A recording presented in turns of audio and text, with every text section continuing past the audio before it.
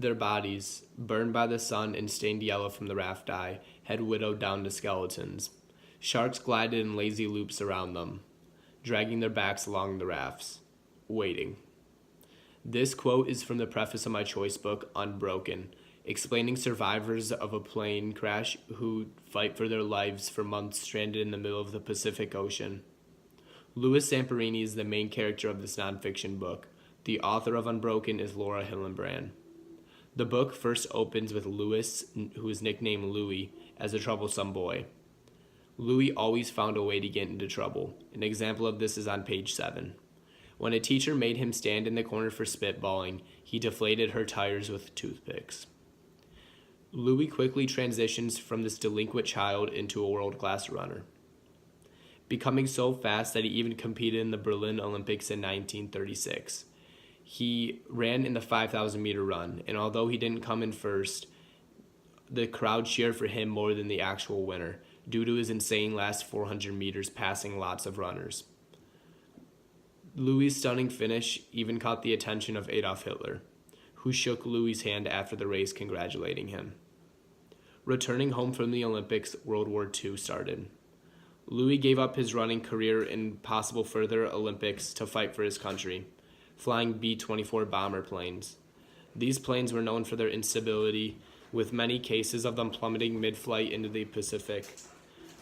Louis' plane ended up crashing due to 2 engines failing. The plane plummeted in the Pacific Ocean.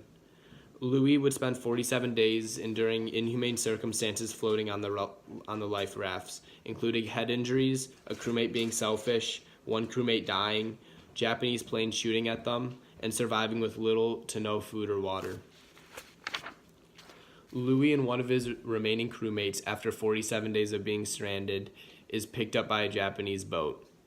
The 2 men who are now worn down to skeletons are brought to the first of many prisoner of war camps, where they would face challenges more harsh than anything they've experienced on the raft drifting the Pacific.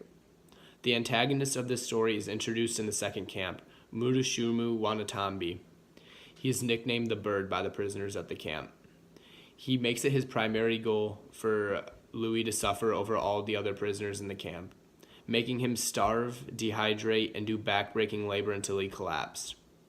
I will not reveal to you if Louis ends up making it out of all of these prisoner of war camps, but I will leave that up to you to read the book to find out. Overall, this book does not have a dull moment. For me, there is no distinct climax in this story because Louis faces so many near-death experiences, and it is amazing watching him survive and persist through them. I highly recommend this book to anyone who can't find a book that hooks them. I personally have had a hard time finding an enticing book in the past in which I'm excited to read when I get home or read it at school. But with Unbroken, there is no point where I feel like I am bored because the book has me and any reader so emotionally attached with the main character, Louis. I would say the overall theme of this book is persistence. Louis always finds a way and must find a way to persist through situations that people only have nightmares about.